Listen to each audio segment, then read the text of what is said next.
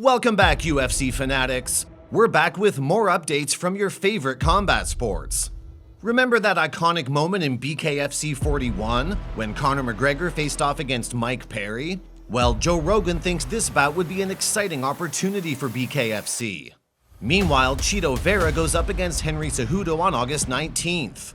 Guess what's Aljamains Sterling's advice to win against Cejudo? Also, the rumors of a fight between tech tycoons Elon Musk and Mark Zuckerberg might be true. Stick around to hear what Dana White said about it. Colby, Covington, and Michael Chandler even went on Fox News to announce who they support if the fight happens. So without further delay, let's dive into the hype. McGregor versus Mike Perry. Mike Perry had a lifetime opportunity when McGregor entered the octagon against him at BKFC 41. But it wasn't just an opportunity for Perry.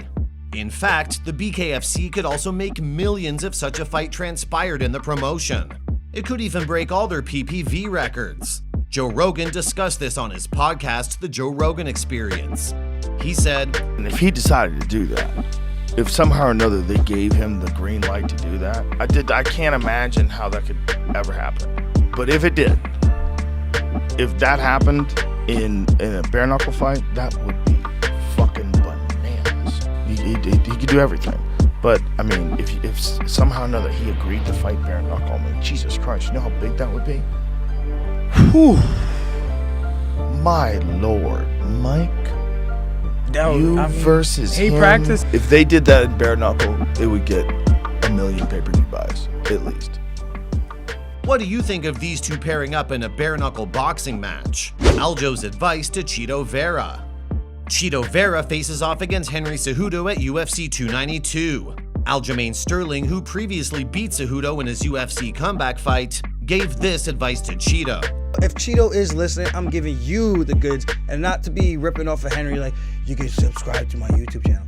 I'm saying as an analyst, the way I look at this fight, if I'm a coach for Chito, we have to stay long, and we have to make Henry pay anytime he tries to close that distance with elbows. Anytime he tries to close that distance, we cover and we step in with a hard knee. Something right up the middle and very direct. Henry can't go around with these big hooks because he's gonna need to close the distance way too much because of his short alligator arms. And that's why I'm saying on paper, Henry is the more superior guy in terms of that skill set. Wise, yeah. But the physical attributes against 125ers, we're talking 135ers. And this is what Henry wanted to be the backup for myself and Sean, and I go, you just don't want to fight nobody bigger than you again. You want to fight Marab, and I said it because of Marab. He was like, he wants to fight Marab, he'll wait. I'm like, what you're waiting for is to fight someone who's closer to your stature and size. You don't want to fight the guys who are super tall and going to give you some problems, because that was what he struggled with against me. I think if we were the same thing in terms of height and reach, that's a different fight. Like, of course, my physical ability is what played a big factor in that fight, and I'm not naive to that. And I think that's what Chito has to look at. Like, how can I figure out ways to hurt him? And I know what his approach is going to be. He's going to try to close the distance. He's going to try to start fast. If he takes me down, what the heck does Henry do when he takes him down? Is he going to posture up like Corey Sandhagen did in the first round? If I'm Chito, I got a lot of confidence coming into this one. Yeah, the biggest disadvantage is it's a 3-round fight. Because the 5-round is a main event between, come on. Elon Musk versus Mark Zuckerberg. You'd think there was a better chance of seeing flying robots than Mark Zuckerberg and Elon Musk entering the octagon. That too against each other.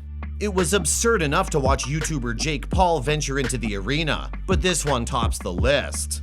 But Dana White talked to TMZ about the prospects of this fight, and things are getting serious. He said, I was talking to both Elon and Mark last night. Both guys are absolutely dead serious about this. They both want to do it. Mark Zuckerberg hit me up first and said, is he serious? And I said, I don't know, let me ask him. I asked him and he said, yeah, I'm dead serious. This would be the biggest fight ever in the history of the world. And fighters at UFC reacted to the news by picking sides. John Jones tweeted, you already know I'm Team Zuck. Let me know if you need a training partner. So it seems Zuckerberg won't have to worry about finding a trainer for the bout. Johnny Bones has his back. But Elon Musk won't feel left out because Jorge Masvidal just jumped in to train him. Masvidal tweeted, Elon Musk, let me know, we get some work in. Meanwhile, Colby Covington and Michael Chandler even went on Fox News to defend their chosen fighter. Colby thinks Elon Musk will win. He said, "It wouldn't even be competitive. Mark Zuckerberg, he brings beta soy boy energy. Elon Musk, he brings alpha energy. He's a man of the people. He's looking to restore free speech. He's looking to fight the corruption and collusion at the highest levels of government. He's a man of the people right now. He's an alpha. He talks the talk and he walks the walk. I don't think Zuckerberg will actually get in the octagon with him. And if he did, Laura, I don't ever think he'd be the same person ever again." On the other hand, Chandler supported Zuck, saying, "When Zuckerberg has been training, yes, he does have one of the lower belts on the BJJ hierarchy, but you see him out there, he's doing kickboxing, he's doing boxing. Elon is the bigger guy. Elon is the older guy. It all depends on who can actually show up on fight night and put those skills to the test. And Zuckerberg has a lot more skills. Zuckerberg is actually in there mixing it up with world-class fighters." So who's your pick for the Zuckerberg versus Musk fight? Let us know in the comments. All right, folks, those are all the updates for now. Thanks for watching. Don't forget to hit the subscribe button for all the latest MMA news. We'll catch you in the next video.